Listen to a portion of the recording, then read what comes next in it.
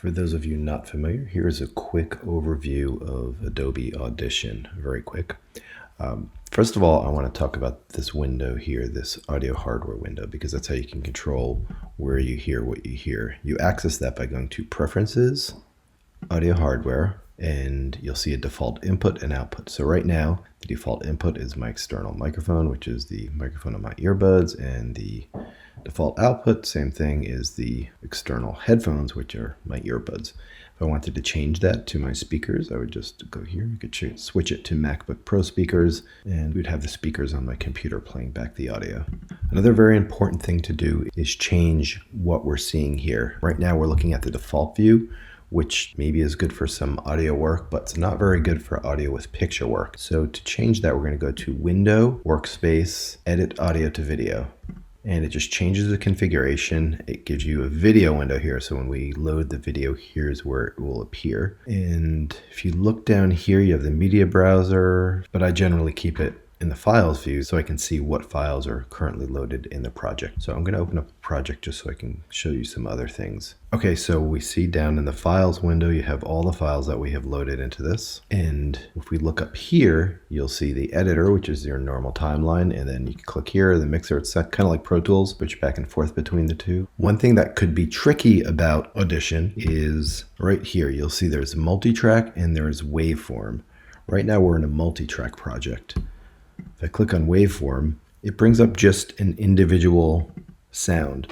So the waveform view is to just edit specific sounds. I don't really work in that too often, truthfully. I just stay in multitrack and I just edit here on the timeline just because I'm used to doing that in Pro Tools. But it could be confusing. Sometimes you'll click on something and you'll be like, wait, how do I get back to my timeline? You could just click back to multitrack.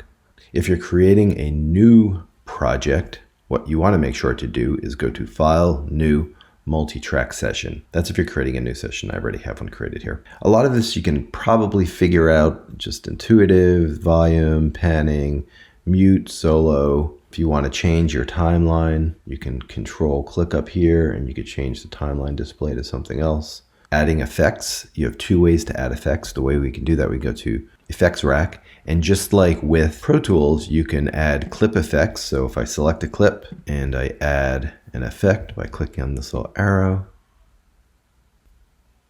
this reverb is only going to be on this clip right here. If you want to get rid of it, you just choose Remove Effect by clicking on the arrow. The other way is you can go to Track Effects. So again, like in Pro Tools, if I select this track, I'm adding these effects to the entire track.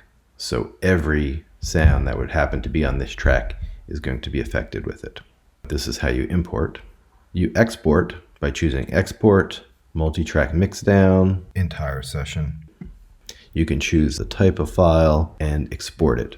One thing you should know is you can only export audio out of Audition. Even if you have a video in the session, it's still only going to export audio. So you'll have to bring it back into Premiere and export it with the audio and video there. That's just a quick overview of Audition. This should help you get going on the projects. If you have any specific questions, please send me an email.